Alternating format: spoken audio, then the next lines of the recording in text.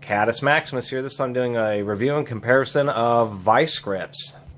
Not comparing to other brands of Vise-Grips because they're all basically designed the same. The engineering on these is one of those tools where there isn't a whole lot else that you can do differently to make a tool that works quite like these. It gives you the clamping force, the leverage, and the durability and robustness. So pretty much all locking clamp pliers are of a Vise-Grip design. And I'll do other reviews of specialty Vise-Grips such as nut Vise-Grips, chain wrenches, and vice clamps, etc. So this is just going to be Vise-Grip pliers. And everything here is indeed a genuine Vise-Grip except for this long set over here, which is a Harbor Freight Pittsburgh extended needle nose. Part of the reason of doing this review and comparison is, as you can see, just with Vise-Grip pliers, you would think that if you have a pair of Vise-Grips, then you have a standard pair of Vise-Grips. But really, there's quite a few different styles and sizes of Vise-Grips, and that's kind of the point of this review. Vise-Grip has since been purchased by Irwin. You know the Irwin ones because they proudly stamp Irwin right on the side, and they no longer say Made in USA. They do say Vise-Grip, the original, but that's kind of a play, kind of like the thumbnail, because the originals are these, which is the Made in USA, the originals. They started doing that kind of right at the end before they ended up selling out. It is my understanding that Vise-Grip actually held out for quite a while until it just wasn't economic for them to survive just as a plier company, and that's why they did end up selling to Irwin, or the Irwin Group. But Vise-Grips do have a storied history. There's many photos about their history and information online. The person, I can't remember his name now, who invented Vise-Grips physically made them for quite a few years. And one thing that most people don't know is the very first style of Vise-Grips are these straight jaws. These types of Vise-Grips here were the very first style. A regular straight jaw locking plier. And these work pretty well, but of course some of the issues with the straight jaw is a lot of people are working with round material, and when you lock, they can kind of work their way off. Now, the deal with Vise-Grips is that they have extremely aggressive teeth in them. And so that's something to be aware of, is they're designed to clamp down very hard. They have quite a bit of a leverage because you have this compound action, and then you use a thumb screw. And the idea with the Vise-Grips is you'd open them up, undo the thumb screw a bit till, say, you have the size of the piece that you want to work on. Now, you want to have them pretty close like this. This would be about as far away as I would say is reliable. There's obviously many instances where people have used other pliers to lock these down, but I have a broken pair I'm going to show in a minute. And generally, they're designed to be as tight as you can achieve with both your bare hands. When you start using like a big pair of channel locks to lock down Vise-Grips, either they'll lock down or the hinge will break right at this pin. I've never seen a pair of Vise-Grips actually break anywhere else besides the fixed jaw. The forging actually snaps right where it's wrapped around the pin, although I'm sure some other people have had ones fail in different fashions. I think one person told me he had one where he was pulling sideways, and this went so far sideways that it pried out the sheet metal pocket that it's in. But that's extremely hard to do. This piece of metal is pretty thick and it's held together with a rivet. It takes a lot of force. So in this situation, this would be about as tight as you would want to go.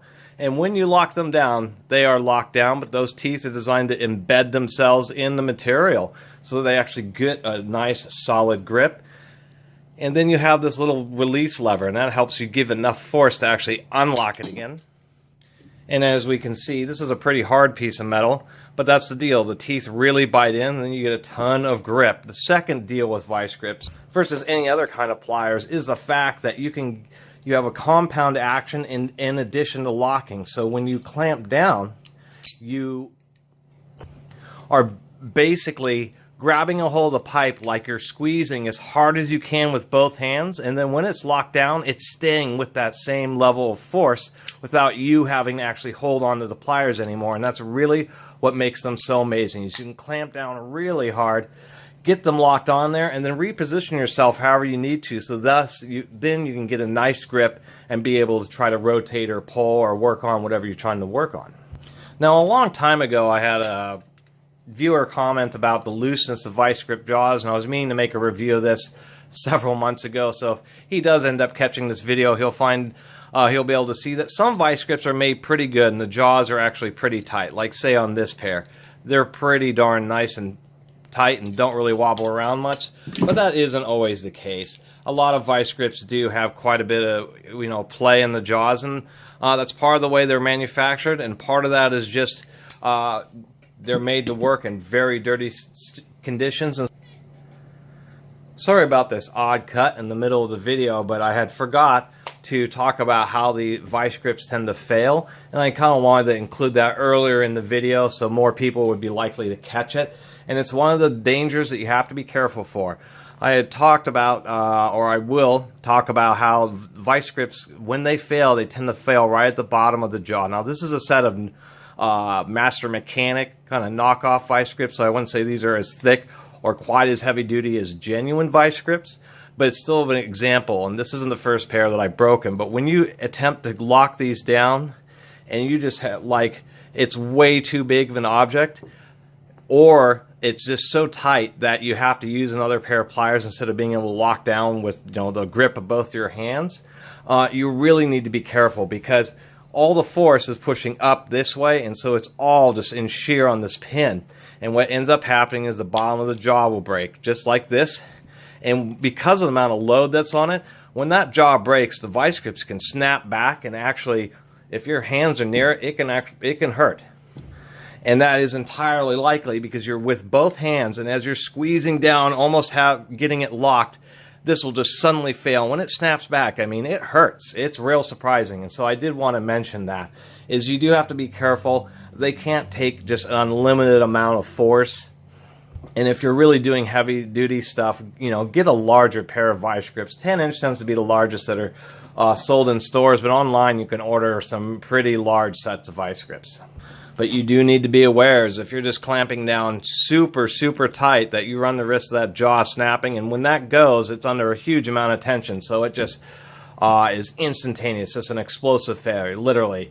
It isn't like it kind of squeaks or bends and then fails. It's, this is a forged, hardened tool steel, and when they break, it's just sudden. It's just bang, and it makes a bang. So I did want to include that as a safety notice in the middle of this video.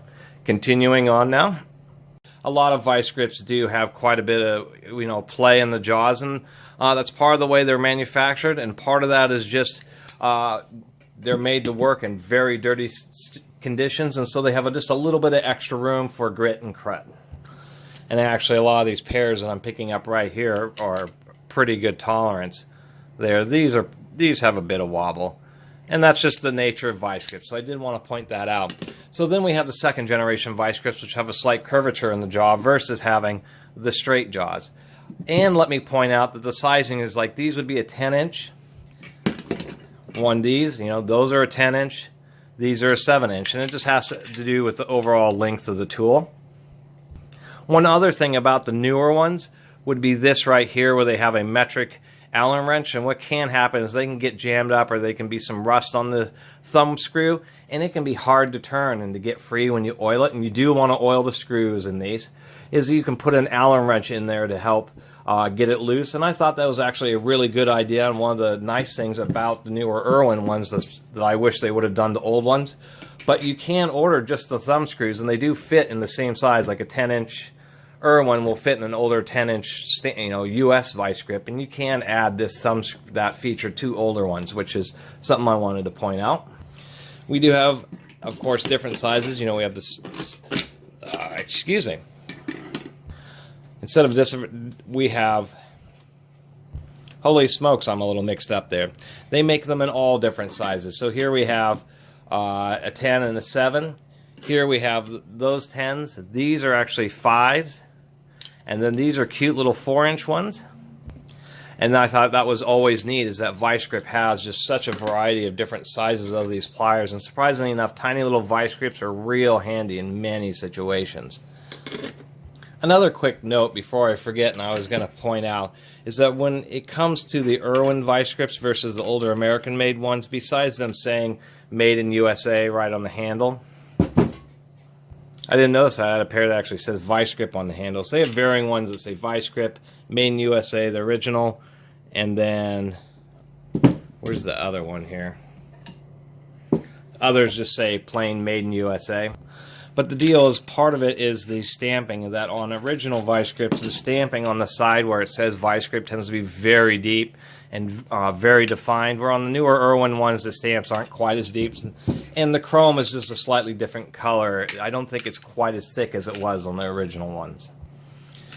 And so you can start to see where if you had all the sizes of all the different jaw types, you could actually have dozens of vice grips. It's surprising. They have needle nose vice grips, which are of course incredibly handy. They're a lot nowhere near the strength of the short jaws, and you have to be careful of that. I've actually broken a pair of these just by really wrenching down, and one of the tips just broke off, indicating it is a strong metal, but it is a bit brittle, and that's just the nature of strong metals. Here's another one with widely curved jaws. These are specifically for, you know, pipe and tubing, which is real handy. And then we have ones like this. These are actually designed to work on hex fasteners, pipe fittings that hex pipe fittings.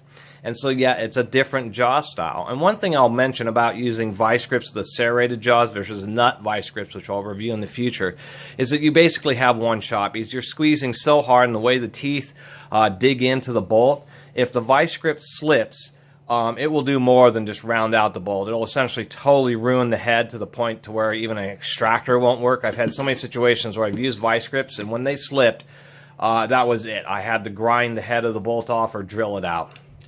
And that is something to be aware of, is when vice grips and the way the teeth dig in, when they slip, they tend to just machine out whatever they were gripping on. And another thing to be aware of is, because of their big clamping force, you have to be careful sometimes, like on roll pins, because you'll just squash them.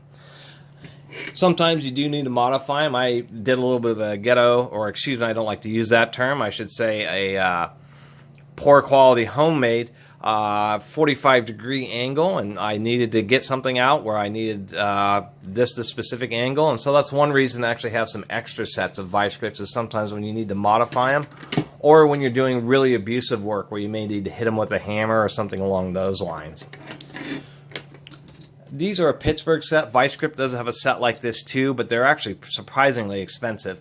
So I went with the Pittsburgh, but this is just to show that this style locking plier design can even be applied in a long handle situation. And even though these are Pittsburghs, they're actually not so bad, especially for the price. And they're super handy. Having vice grips that are this long have really been great. There's been quite a few situations where I've had fasteners where I was able just to vice grip over the head so this actually holds on nice, and just be able to unscrew it and then pull it out and not have any issues. They've really just, so many times when you want a long reach set of pliers, these really do get it done. Even though you do have to be careful, because of these long beams, they don't take quite as much twisting or torsional force. Which is one thing I'll say is probably the weakest part of vice grips, is when you start twisting them, they really don't like that.